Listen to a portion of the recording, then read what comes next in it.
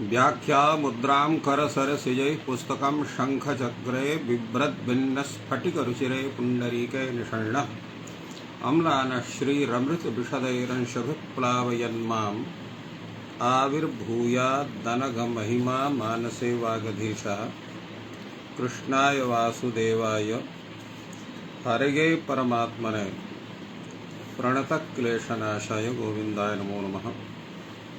संस्कृत शौर्यम् इति आमुखपटले सम्बद्धाः समेऽपि विद्वांसः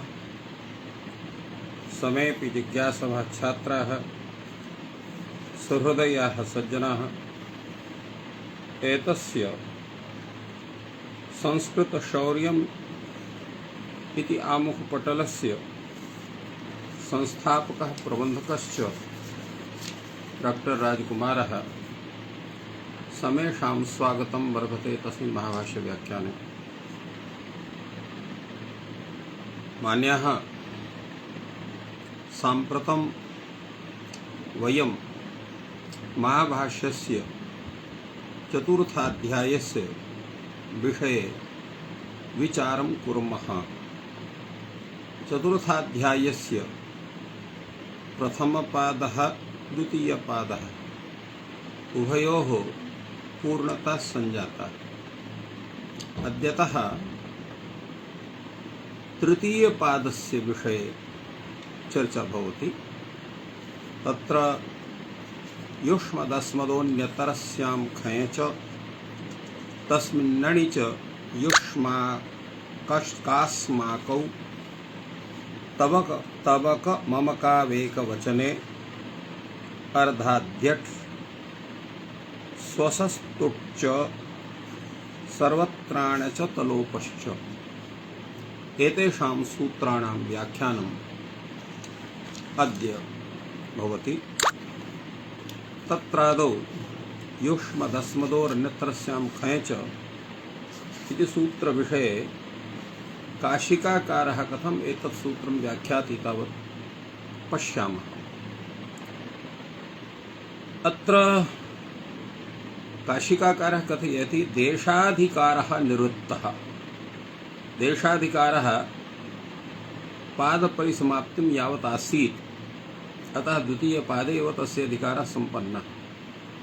तृतीयाधिकारे तृतीयपादस्य विषये तस्य अधिकारः नास्ति, अत एव अत्र उच्यते देशाधिकारः निवृत्तः। युष्मदस्मदोः खञ् प्रत्ययो भवति शैषिकः, अर्थात् शेषे अर्थे शेषे विषये युष्मद् अस्मद् शब्दाभ्यां खञ् प्रत्ययस्य विधानं भवति। चकारात् छ प्रत्ययस्यापि विधानं भवति, चकारात् छश्च। अत्र अन्यतरस्यां ग्रहणं किमर्थम् अत्र विहितम् एतस्य विषयेपि चर्चा आगता। अन्यतरस्यां ग्रहणं यथा प्राप्तम्। यथा प्राप्तं नाम ये अन्ये प्रत्ययाः एतद्विषये प्राप्नुवन्ति तेषामपि तत्र ख प्रत्यय अभावपक्षे छ प्रत्ययभावपक्षे विधानं भवति। तद् एते त्रयः प्रत्ययाः भवन्ति। तत्र वैषम्यात् यथा संख्यं न भवति। यतोहि वैषम्यं नाम किं? यतोहि युष्मद् अस्मद् इति शब्दौ अत्र पठितौ। प्रत्ययौ अपि द्वौ स्तः। खञ् प्रत्ययः खश् प्रत्ययः क्षम्यतां खञ् प्रत्ययः छ प्रत्ययश्च। अतः अत्र यथासंख्यमनुदेशः समानाम् इति रीत्या युष्मत् शब्दात् अत्र खञ् प्रत्ययः भवतु, अस्मद् शब्दात् छ प्रत्ययः भवतु। तो एवं न वक्तव्यम्। यतो यत्र अन्यतरस्यां ग्रहणात् यथा प्राप्तम् अन्योऽपि प्रत्ययः भवति इति कृत्वा त्रयः प्रत्ययाः भवन्ति, अतः वैषम्यं वर्धते। उद्देश्यम् अत्र तत्र द्वौ वर्तेते। एवं तत्र विधेयाः अत्र त्रयः सन्ति, अतः अत्र यथा संख्या न भवितुमर्हति। तदादित्वात् वृद्धि संज्ञकयो युष्मदस्मदो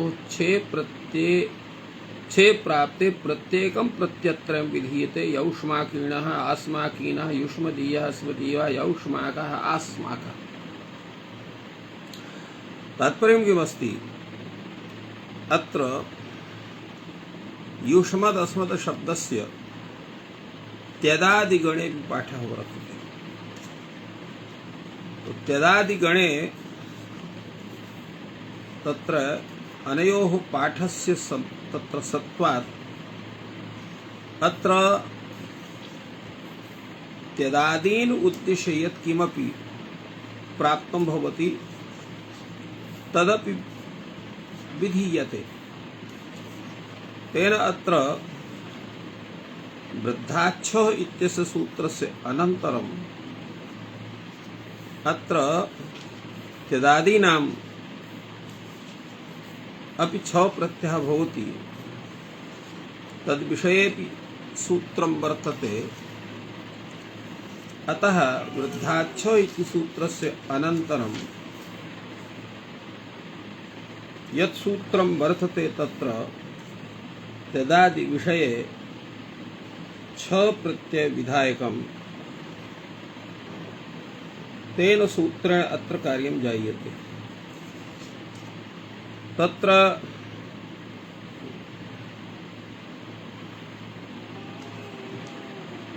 त्यदादीनां च इति सूत्रं वर्तते तद्विषये। तेन सूत्रेण अत्र छ प्रत्ययः भवति इति अत्र विचारितं वर्तते।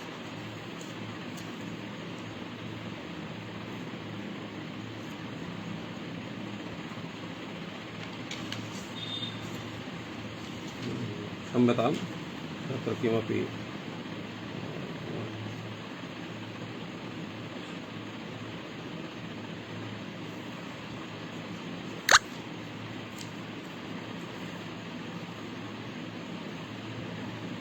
अत्र यतो हि सूत्रं तु वर्तते वृद्धाच्छ एव सूत्रं। यत् सूत्रम् अत्र छ प्रत्ययं विदधाति। त्यदादीनि च इति सूत्रं यद् वर्तते तद् वृद्धिसंज्ञा विधायकं सूत्रमस्ति। यतो हि वृद्धिसंज्ञा विधायकं यत् सूत्रमस्ति वृद्धिः यस्याचामादिस्तद्वृद्धं तस्य अनन्तरं त्यदादीनां च इति सूत्रं त्यदादीनि च इति सूत्रं वर्तते।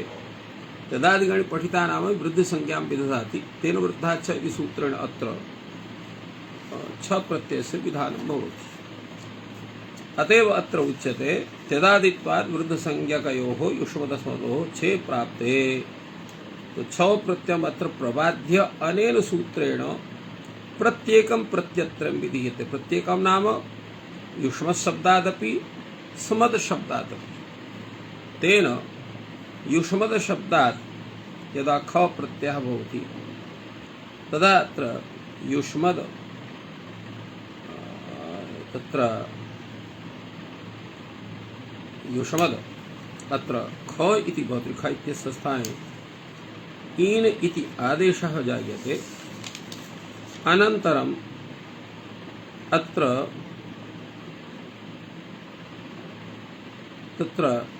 अत्र तस्मिन् नणि च युष्माकास्माकौ इति यत् सूत्रं वर्तते तत्र प्रत्यये परे खय प्रत्यये परे अण प्रत्यये परे अत्र युष्माक अस्माक इति आदेशो भवतः। तेन अत्र ख प्रत्यये परे अत्र युष्मद् इत्यस्य स्थाने युष्माक इति आदेशः, अस्मद् इत्यस्य स्थाने अस्माक इति आदेशः भवति। वृद्ध्यादिकार्ये कृते सति यौष्माकीनः आस्माकीनः इति रूपं जायते। यदा छ प्रत्ययः तदा अत्र न भवति। यतो हि ख प्रत्यये अण् प्रत्यये विषये तत्र भवति। न छ प्रत्यये युष्मदीयः अस्मदीयः इत्येव रूपं जायते। यौष्माक अस्माकः अत्रापि आस्माकः इत्यत्रापि अण् प्रत्यये विषये तस्मिन् नणि च युष्माकास्माकौ इति सूत्रेण युष्माक अस्माक इत्यादेशे सति आदिवृद्धौ सत्यां यौष्माकः आस्माकः इति रूपं जायते।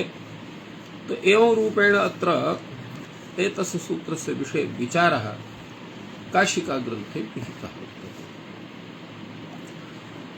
भाष्यकार अत्र किं विचारयति पश्यामस्तावत् युष्मदस्मद्भ्यां प्रत्यय विधाने योग विभागः युष्मदस्मद्भ्यां प्रत्यय विधाने योग विभागः करणीयः किमर्थं योग विभागः करणीयः कथं भूतः योग विभागः स्यात् तदा उच्यते युष्मदस्मदोरन्यतरस्यां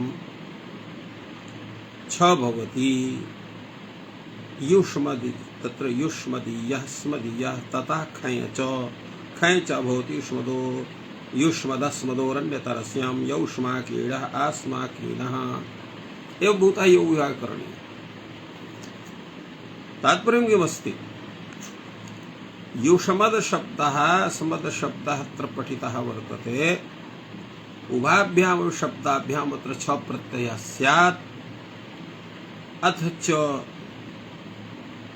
खञ् प्रत्ययो स्यात् अन्यथा किं स्यात् युष्मद् शब्दात् अत्र खञ् प्रत्यय छ प्रत्ययः स्यात् तस्मत् शब्दात् अत्र खञ् प्रत्ययः स्यात् तर्हि युष्मदीयः स्मदीयः यौष्माकीणः आस्माकीन इति उभाभ्याम् उभयोः शब्दयोः अत्र रूपद्वयं न स्यात्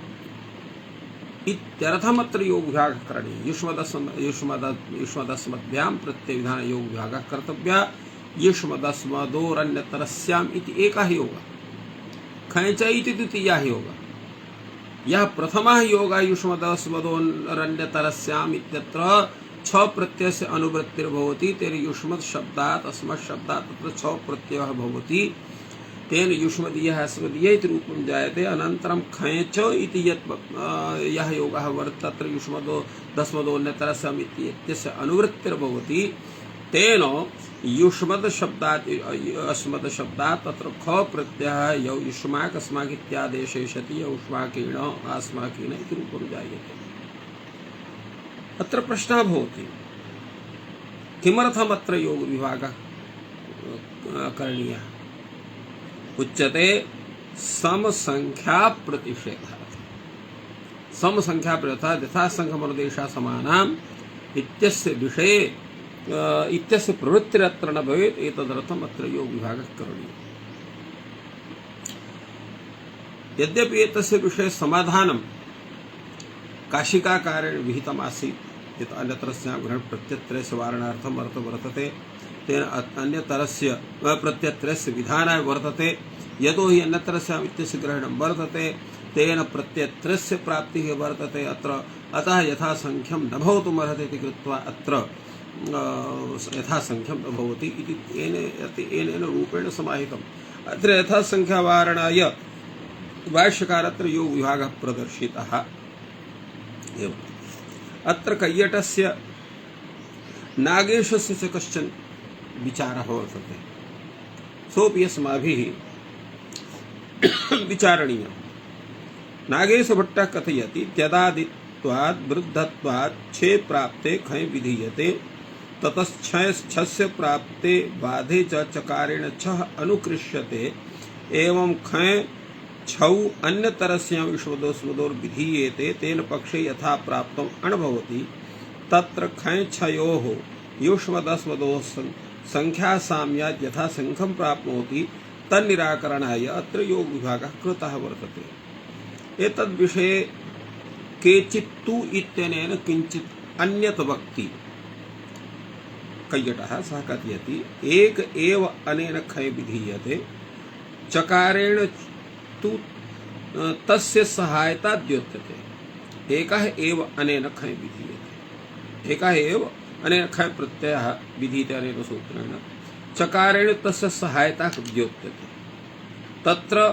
प्रकरणच्छेन इति विज्ञायते अर्थात् प्रकरणात् छ प्रत्ययः अपि भवति अन्यतरस्यां ग्रहणेन च अणः प्रतिप्रसवः क्रियते अन्यतरस्याम् इत्यस्य कथनात् अत्र अण् प्रत्ययः अपि भवति तो हि अण् प्रत्ययः तत्र प्राप्तः भवति तं तत्र अबाधत्वात् प्रबाध्य यद्यपि एतस्य प्रवृत्तिः जायते तथापि अत्र प्रतिप्रसवः अत्र भवति तत्र यदि एकः एव अपूर्वः खञ् विधीयते यदि या त्रयः खञ् छ अण् एते प्रत्ययः विधीयन्ते सर्वथा नास्ति संख्यास्याम् इति यथा संख्या निरासाय न कर्तव्यः योग विभागः इति केचित्तु इत्यस्य कथनं वर्तते। अत्राहु इत्यनेन किञ्चित् भिन्नं वक्ति। अत्र प्रदीपकारः स कथयति चकारेण छस्य अनुकर्षणं क्रियते, तेन यावत् उक्तं खञ्छौ इति तावत् खञ्च एवं रूपेण चकारात् तत्र ख प्रत्ययः भवति।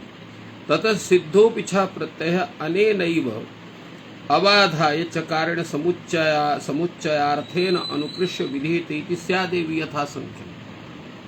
अर्थात खञ् प्रत्ययः प्रत्यक्षेण अत्र कथितः, चकारेण प्रकरण प्राप्तस्य छ प्रत्ययस्यापि अत्र अनुकर्षणं भवति, तेन अत्र यथासंख्यं भवितुमर्हति। ततः सिद्धो छ प्रत्ययः अनेनैव अबाधाय चकारेण समुच्चयार्थेन अनुकृष्य विधीयते इति स्यादेव यथासंख्यम्। अनत्रस्यां ग्रहणेन तु खय छयोः पक्षे अनुत्पत्तिः प्रतिपाद्यते। अर्थात छ प्रत्ययः एव भवति, खय प्रत्ययः एव भवति, अन्य कश्चन प्रत्ययः न भवति।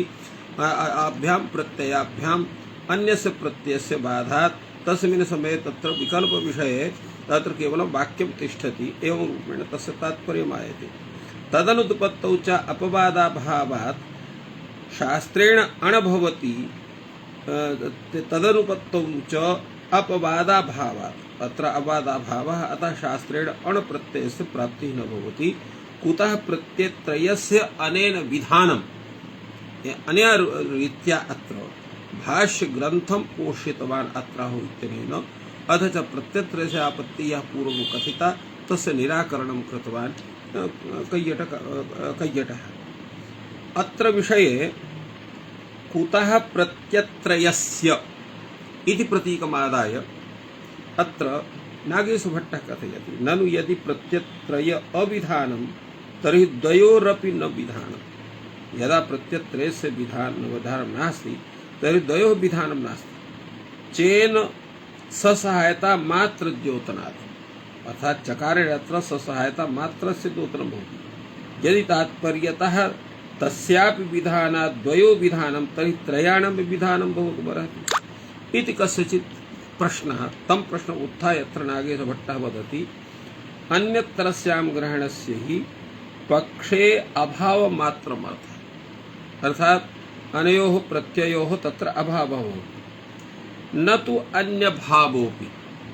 यदा अनयोः प्रत्यययोः अभावः तर्हि कश्चन अन्यः प्रत्ययः भवेत् इति तस्य तात्पर्यं न भवति। नानार्थतापत्तेः, अन्यथा किं स्यात्, नानार्थापत्तिः स्यात्। एवं च वाक्यस्य महाविभाषया सिद्धत्वात् अन्यत्रस्यां ग्रहणबोधित तदभावे अणेव संस्काराभ्याम निर्णीयते। तो तदभावे अर्थात छ खय प्रत्यययोः अभावे अणेव इति संस्कार वेलायां निर्णीयते, यतो हि महाविभाषया तत्र सिद्धत्वात्। यथा संख्य सूत्रे च विध्यर्थ प्रमितिकालिकं संख्यासाम्यं गृह्यते, विध्यर्थ प्रमितिकालिकं संख्यासाम्यं गृह्यते इति यमन्ताड्डः इति सूत्र भाष्ये एव रूपेण अत्र स्पष्टं वर्तते। नहीं, क्षम्यतां, यमगणनम् इति सूत्रे भाष्ये एव रूपेण अत्र स्पष्टं वर्तते। ससहायत्वस्य प्रतियोगी सापेक्षत्वात् वाक्यार्थवेलायां तदुपस्थितिः एवं रूपेण अत्र प्रत्ययत्रयस्य विषये अत्र चर्चा कृता वर्तते। किंतु विध्यर्थ प्रमिति कालिकम संख्यासाम्यं गृह्यते इति कृत्वा अत्र विध्यर्थ प्रमिति कालिकम अत्र संख्यासाम्यं छ खय प्रत्यययोः वर्तते। फलतः अत्र यथासंख्यं भवितुमर्हति। तां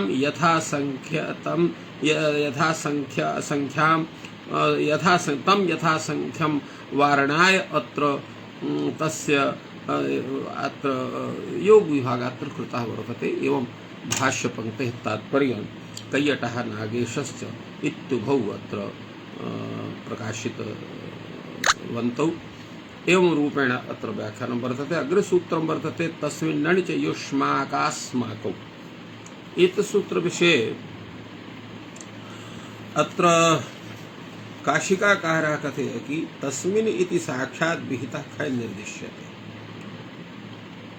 तस्मिन् इत्यते तस्मिन् इति साक्षात् विहितः खय निर्दिश्यते न चकारानुकृष्टः छ चकारानुकृष्टः छ अत्र न भवति। अर्थात तस्मिन् यस्य विधानं साम्प्रतम् एव कथितं वर्तते तस्मिन् खय प्रत्यये परे अणि प्रत्यये च परे युष्मद शब्दस्य स्मद शब्दस्य यथासंख्यं युष्माक अस्माक इत्येतौ आदेशौ भवतः निमित्तयोः आदेशौ प्रति यथासंख्यं कस्मान्न भवति इति प्रश्नः वर्तते। तत्र योग विभागः करिष्ये तस्मिन् इति तस्मिन् खञ् युष्मदस्मदो युष्माकस्माकौ भवतः ततः अणि अणि च इति यौष्माकिनः आस्माकिनः यौष्माकः अस्माकः। अर्थात् प्रथमः भागः भवति तस्मिन् इति तस्मिन् तस्मिन् युष्माकास्माकौ इति सूत्रं भवति। तस्मिन् युष्माकास्माकौ इति एकः योगः अपरः योगः भवति अणिच्।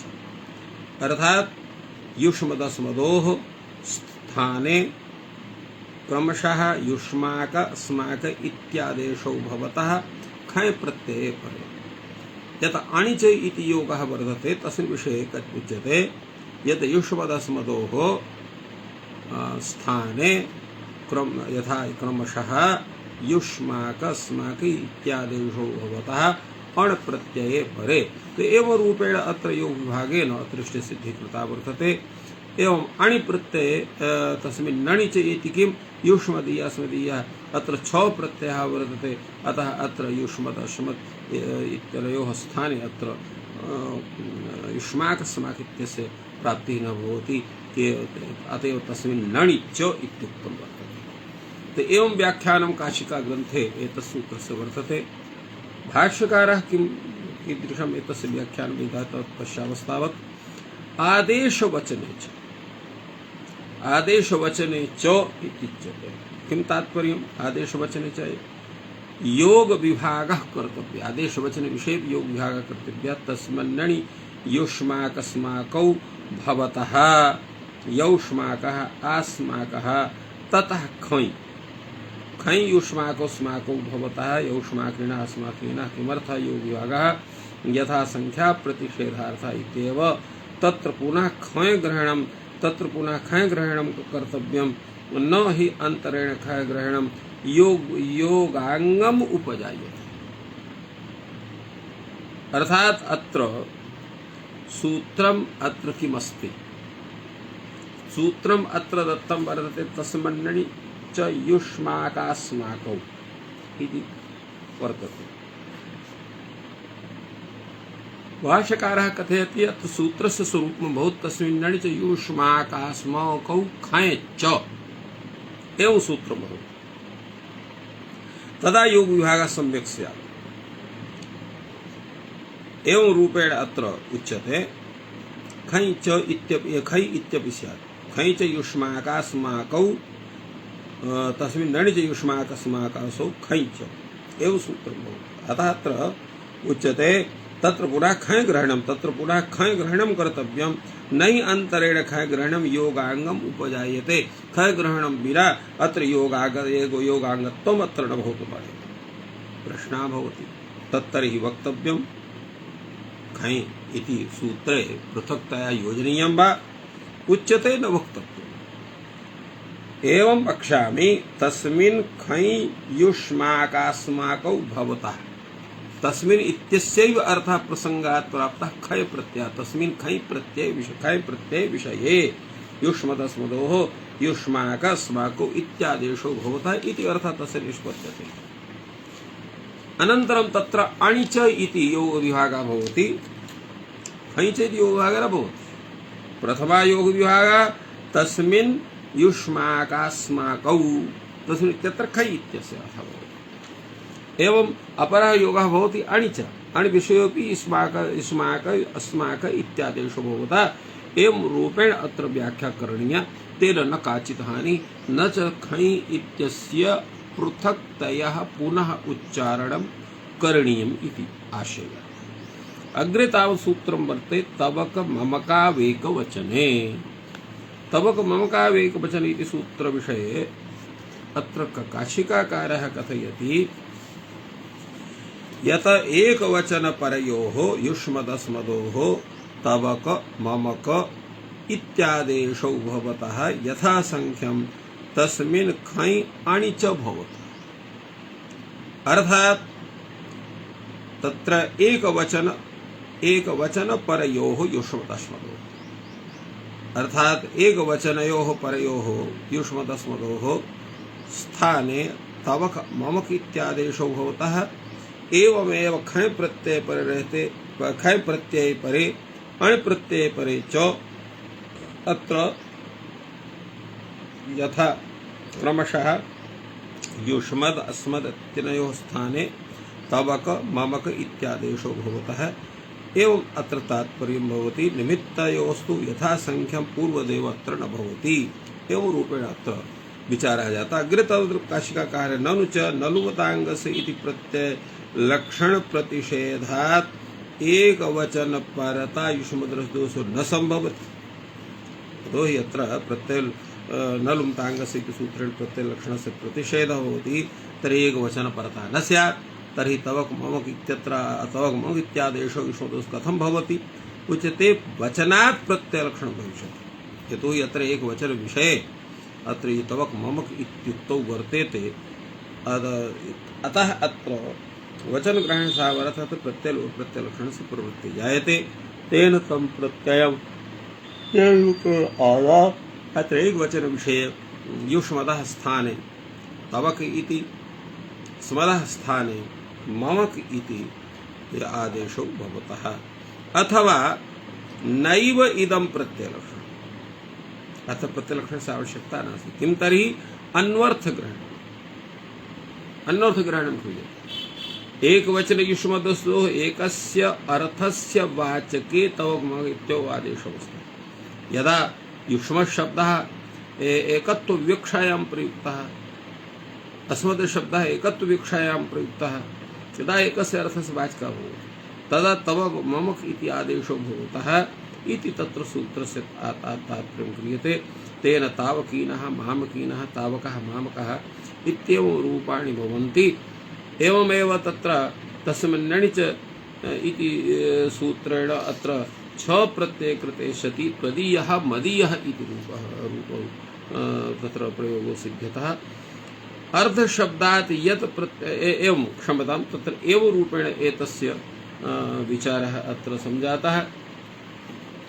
एतद्विषये अग्रे भाष्यकारः वदति एकार्थग्रहणं च कर्तव्यम्, एकार्थयोः युष्मदस्मदो इति वक्तव्यम्। अर्थात एकत्ववाची यः युष्मशब्दः अस्मद्शब्दः तयोः स्थाने क्रमशः तवक इति ममक इत्यादेशो भवतः।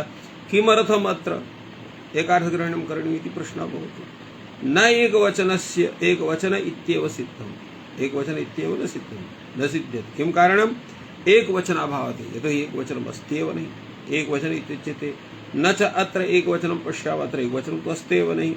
अत्र खञ् प्रत्ययः वर्तते अथवा छ प्रत्ययः वर्तते अथवा अण् प्रत्ययः वर्तते, अत्र एकवचनं परत्वं तु अस्त्येव नहि। तर्हि कथम् अत्र तवक ममक इत्यनयोः तत्र आदेशयोः प्रसङ्गः स्यात् इति प्रश्नः। यदि पुनः एकवचन परत्वेन अण्खयौ विशेष्येतां तर्हि किं विशेष्येयातां तर्हि किं स्यात् उच्यते नैवं शक्यम्। यतोहि एवं हि प्रसज्येयातां युष्माकं छात्रः यौष्माकीणः अस्माकं छात्रः आस्माकीनः एवं रूपेण अत्र प्रयोगस्य स्थितिः भवति। अतः तत् तथा न भवितुमर्हति। इह च न स्यातां तव छात्राः तावकीनः मम छात्राः मामकीनः अत्र न स्यात्। यतोहि अत्र तु बहुत्वविवक्षा वर्तते। तर्हि अत्र तवक ममक इत्यादेशो कथं भवति? तस्मात् नैव आवश्यकम्। अतः एवं तत्र विचारः न भवितुमर्हति। न चेदानीम् एकार्थग्रहणं कर्तव्यम्। न च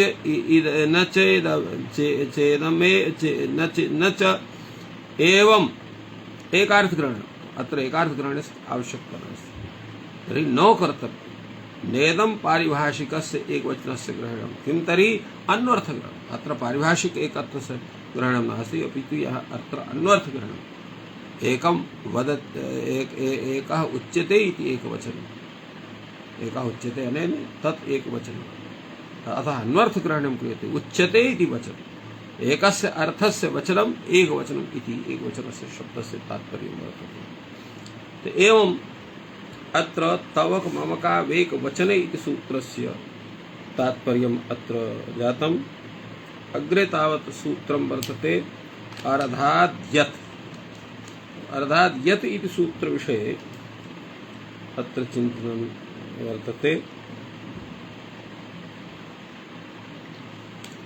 एतस्य सूत्रविषये कैयटः किं कथयति पूर्वं विचारयामः कैयटः कथयति यत् अर्धशब्दात् यत् प्रत्ययः भवति शेषे अर्थे तेन अर्धे भवः अर्थ्यम् एवम् अत्र केवलम् अर्थशब्दादेव तत्र न भवति यत् प्रत्ययः सपूर्वपदात् ठञ् वक्तव्यः यदा अर्धशब्दः सपूर्वस्य कश्चन अन्यः शब्दः तत्र पूर्वपदत्वेन कथितः वर्तते तस्मात् अत्र ठञ् प्रत्ययः भवति यथा बालेयार्धिकं बालेयस्य अर्धं बालेयार्धं तत्र भवं बालेयार्थम् इति बालेयार्धिकम् इत्यर्थः एवमेव गौतमार्धिकं गौतमस्य अर्धं गौतमार्धं तत्र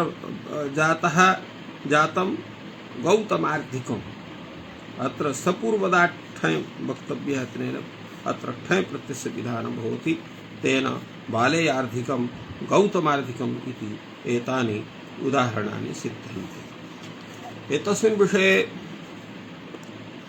किं विचारयति भाष्यकारः कथयति अर्धाद् यद् विधाने सपूर्वात् ठञ् अर्धशब्दः यदा यत् प्रत्ययस्य विधानं भवति तर्हि अर्धशब्दः सपूर्वः वर्तते तस्मात् अर्धशब्दात् प्राक् कश्चन अन्यत् पदं वर्तते तस्मात् सपूर्वात् अर्धान्तात् शब्दात् अत्र ठञ् प्रत्ययस्य विधानं भवति वालेयार्धिकः गौतमार्धिकः इति प्रयोगद्वयम् अत्र दत्तं वर्तते अग्रे तावत् तत्र वार्तिकं वर्तते दिक्पूर्वपदात् यञ् च अर्थात् दिक्पूर्वपदत्वेन यत्र दिग्वाची शब्दः वर्तते तत्र तु यत् प्रत्ययः भवति यच्च ठञ् च वक्तव्यः यत् प्रत्ययो भवति ठञ् प्रत्ययो भवति यदा पूर्वार्धे भवः पूर्वार्ध्यः पूर्वार्धे भवः पौर्वार्धिकः यदा यत् प्रत्ययः तर्हि पूर्वार्ध्यः यदा ठक् प्रत्ययः तत्र भवति ठञ् प्रत्ययः भवति तदा पौर्वार्धिकः एवं दक्षिणार्ध्यः दक्षिणार्धिकः उत्तरार्ध्यः औत्तरार्धिकः एवं प्रयोगाः अत्र दत्ताः सन्ति अग्रे तावत् भाष्यकारः विचारयति किमर्थम् इदम् उच्यते यथा न्यास एव दिक्पूर्वपदादर्धादुभयम् उच्यते अत्र दिक्पूर्वपदाद् यच्च इति पृथक्तया कथनस्य किं तात्पर्यं किमर्थम् इति उच्यते यथा न्यास एव दिक्पूर्वपदादुभयम् उच्यते दिक्पूर्वपदात् उभयं स्यात् यथा पूर्वमेव तदा उच्यते तद्द्वेष्यं विजानीयात् तत्र द्वेष्यं स्यात् सर्वमेव विकल्पते सर्वत्र विकल्पः स्यात् तदा आचार्य सुहृद्भित्वा अन्माचष्टे दिक्पूर्वपदात् अर्धाद्यथा न्यासमेव भवति यथा न्यासः वर्तते तथैव तत्र कार्यं करणीयम् एवं रूपेण अत्र अर्धाद्यत् इति सूत्रस्य व्याख्यानं जायते अग्रे तावत् सूत्रं वर्तते स्वसस्तुट् च अर्थात् स्वशब्दात् अत्र तुट् प्रत्ययस्य तत्र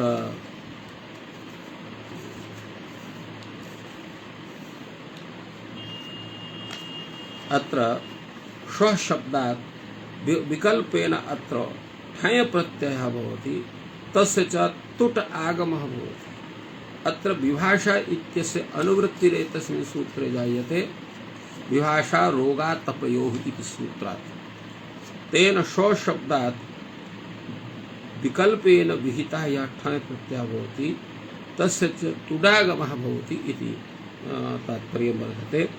त्यप्रत्ययोऽपि अतो विहितः, त्यप्रत्ययोऽपि अत्र भवति। एषमो ह्यः श्वशोऽन्यतरस्याम् इति सूत्रेण एताभ्यां मुक्ते ट्युट्टुलौ अपि भवतः। तेन सौवस्तिकः श्वस्त्यः श्वस्तनः इति रूपत्रयं जायते। यथा श्वस् इति शब्दः यदा अत्र ठञ् प्रत्ययः भवति तुडागमे सति आदिवृद्धौ स्वस्त्यां सौवस्तिकः इति जायते। एवं श्वस् शब्दात् यदा यत् प्रत्ययः तदा तुडागमे सति स्वस्त्यः इति रूपं जायते। यदा श्वस् शब्दात् ट्यू प्रत्ययः तदापि तुडागमे कृते सति श्वस्तनः इति रूपं जायते। एवं अत्र चिन्तनं वर्तते ग्रन्थकाराणाम्। अत्र विषये तत्र विचारः भवति भाष्ये श्वसस्तुट्यादेशानुपपत्तिरनादित्वात् श्वशः तुटि कृते आदेशानुपपत्ति अत्र आदेशः न स्यात्। किं कारणम्? अनादित्वात्। तत्र अनादि कारणं वर्तते, तेन तथा भूता प्रवृत्तिः भवति। अग्रे तावत् अत्र उच्यते श्वस्तुटि आदेशानुपत्ति किं कारणम्? अनादित्वात्। तुटि कृते अनादित्वात् आदेशः न स्यात्। यतोहि अत्र आदिः न भवति, युष्मदशब्दः या कश्चन शब्दः तत्र न भवति। एवं तर्हि पूर्वान्तः करिष्यति। पूर्वान्तः करिष्यत तत्र तुट्, यतोहि आदिः भवति, तुट् भवति, अन्ते भवति। तो पूर्वान्ते तत्र तुडागमः करणीयः। तदा उच्यते पूर्वान्ते कौ प्रतिषेधः। यदि पूर्वान्तः कादेशस्य प्रतिषेधः वक्तव्यः, अत्र कः देशः भवति तस्य प्रतिषेधः वक्तव्यः। तथा शौवस्तिकम् इत्यत्र स्वस्ति इति शौवस्तिकमत्र तान्तादेश तान्तादीति कादेशः प्राप्नोति। अत्र तान्तात् इति इषुतान्तात् कः, इषुतात् कः अत्र ठञ् इति स्थाने को इति आदेशः स्यात्। अतः अत्र किमुच्यते? पूर्वान्तः नैव उच्यते। अतः परादि एव अत्र कथनीयः। अतः तुडागमेव स्यात्। तुडागमे सति तत्र परादि स्यात्। अस्तु तर्हि परादि ननु चोक्तं श्वसस्तुट्योः आदेशानुपत्तिः अनादित्वात् भवति। अत्र श्वसस् तत्र तुट्यादेशे तेषानुपत्तिः अनादित्वात् अभावात्। कथं स्यात्? उच्यते सिद्धं तु आदिष्टस्य तुड्वचनात्। एतत् सिद्धमेतत्। कथं? तुडात् इष्टस्य इति वक्तव्यं। तुडात् इष्टस्य इति भवति। इष्टस्य तुडागमः भवति, तेन कश्चन दोषः भवति। किञ्च यच्च अन्यत् प्राप्नोति तस्य का कथा स्यात्? प्रश्नः भवति किञ्च अन्यत् प्राप्नोति, उत्तरं भवति आदेशः। पुनः प्रश्नः भवति अत्र कथं भूतः आदेशः? अत्र आदेशविषये अत्र उच्यते यत् एवं भूतरूपेण यथा प्रयोगसिद्धिः तथा न कार्यं विधातव्यम् एवं रूपेण अत्र विचारः श्वसस्तुट् इति सूत्रविषये भाष्यग्रन्थे संजातः। अग्रे तावत् सूत्रं वर्तते सर्वत्राण च तलोपश्च इति सूत्रमस्ति। सर्वत्राण च तलोपस्य इति विषये काशिकाकारः तत्र व्याख्याति यत् तत्र हेमन्त शब्दात् अण् प्रत्ययः भवति तत्संयोगेन च अस्य तकार लोपः हेमन्त इत्यत्र तकारस्य लोपः भवति। हैमनं भाषा हैमनम् उपलेपनम् एवं रूपेण प्रयोगसिद्धिः भवति। सर्वत्र ग्रहणं छन्दोधिकार निवृत्त्यर्थम्। सर्वत्र ग्रहणम् अत्र छन्दसः अधिकारस्य अत्र अधिकारस्य निवृत्तिः भवति। एवं रूपेण अत्र विचारः आगतः। अग्रे उच्यते छन्दसां विषये छन्दसि भाषायां च सर्वत्र एतत् भवति। अर्थात सर्वग्रहणं छन्दोधिकार सर्वग्रहणं छन्दोधिकार विषये अथ च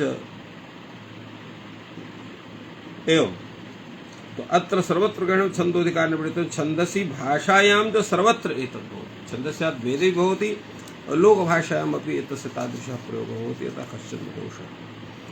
अग्रे तावत् उच्यते ननु च छन्दसि इति न अनुवर्तिष्यते सैव अननुवृत्तिः शब्देन आख्यायते। प्रयत्नाधिक्येन पूर्वसूत्रेऽपि सम्बन्धार्थम्। प्रयत्नाधिक्येन पूर्वसूत्रे सम्बन्धार्थम् अत्र तथा ग्रहणं क्रियते। हैमन्तिकम् इति भाषायामपि ठयं स्मरन्। हैमन्तिकम् इति भाषा विषयेऽपि ठय प्रत्ययः भवति। अतः छन्दस् इत्यस्य निवृत्तिविषये उच्यते। अथ अणच इति इत्यत्र चकारः किमर्थः वर्तते?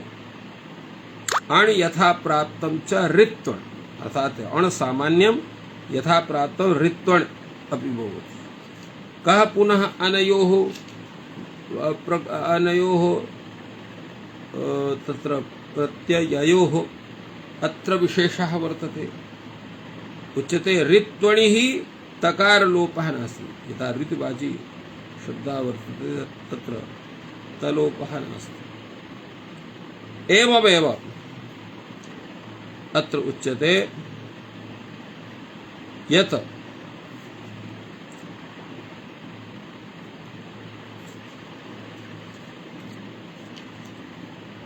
अत्र विषय उच्यते ननु च छन्दसि नानुवर्तते स एव अननुवृत्तिः शब्देन आख्यायते।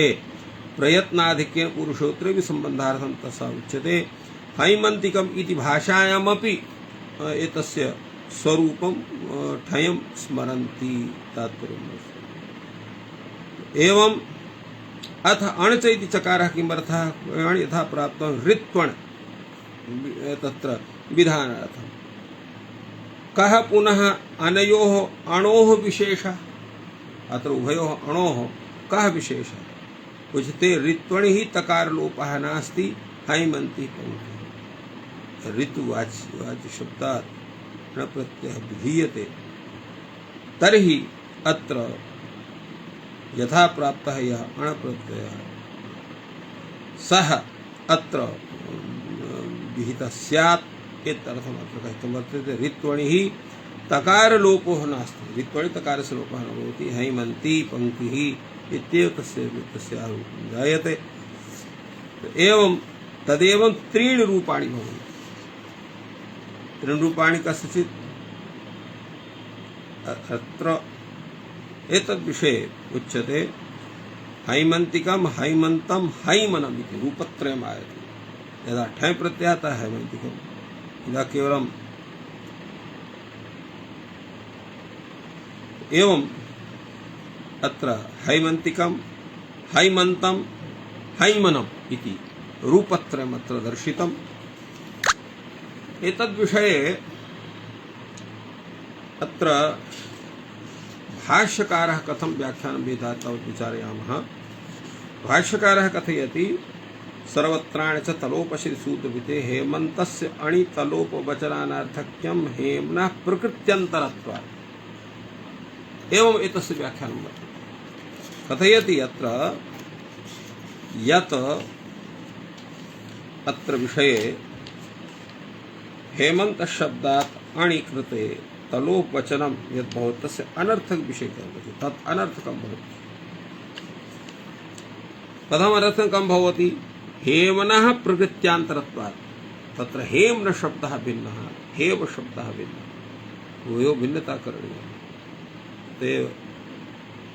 एतद्विषये उच्यते तेन प्रकृत्यन्तरत्वात्। प्रकृत्यन्तरं हेमन शब्दः। हेमन्त शब्दः भिन्नः, हेमन शब्दः प्रकृत्यन्तरः वर्तते। आतस्य प्रकृत्यन्तरम् एवं याः हेमन हेमन् नागनी नागनी गन्ति करणौ तस्मादेतो हेमवश्याः। अर्थात प्रेतो यत् स्वरूपं वर्तते तस्य विषय पूर्वं विचारः करणीयः। हेम्नः प्रकृत्यन्तरम् अति उच्यते। हेमंत शब्दः भिन्नः, हेमन शब्दः भिन्नः। एवं नास्ति यद् हेमंत शब्दस्य तकारस्य लोपे कृते यत्र हेमन्त शब्दः निष्पद्यते। प्रकृत्यन्तरं हेमन शब्दः। अतश्च प्रकृत्यन्तरम् एवं ह्यः हेमन हेमन नागनि गन्ति। हेमन हेमन नागनि गन्ति कर्णौ तस्मादेष्णौ। तो एवं हेमन शब्द है हेमंत शब्द। अत्र किं भवति पर्यायो भवता कर्णौ तस्मात् तस्मादेतौ हेमन न शुष्यते। अत्र हेमन हेमन नागनि गन्ति कर्णौ तस्मात् एतौ हेमन न अशुच्यते।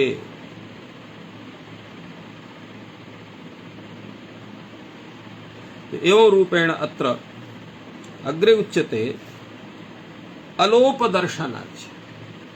अलोपः खल्वपि दृश्यते। पंक्तिः हैमन्तीति। अत्र हैमन्ती पंक्तिः इत्यत्र लोपः नास्ति। अपरा हेमन्तस्य अणवचनम् आणि च तलोपवचनम् अनर्थकं स्यात्। यदा अत्र तकारस्य लोपः स्वीक्रियते तदा अण् प्रत्ययः तो अनि च तलोपवचनम् अनर्थकं स्यात्। किं हेमना प्रकृत्यन्तरत्वात् अलोपदर्शनात् चेत्येव तत्र ऋतुभ्य इत्येव करणीयम्। एवं अग्रे तावत् उच्यते तत्र ऋतुभ्य इत्येव।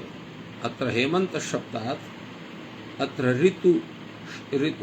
ऋतोः एव तत्र ग्रहणं भवति, अन्यस्य ग्रहणं न भवति। एवं रूपेण अत्र भूयान् विचारः सञ्जातः। अत्रैव विरम्यते। सर्वेभ्यो नमः। जयतु संस्कृतं, जयतु भारत।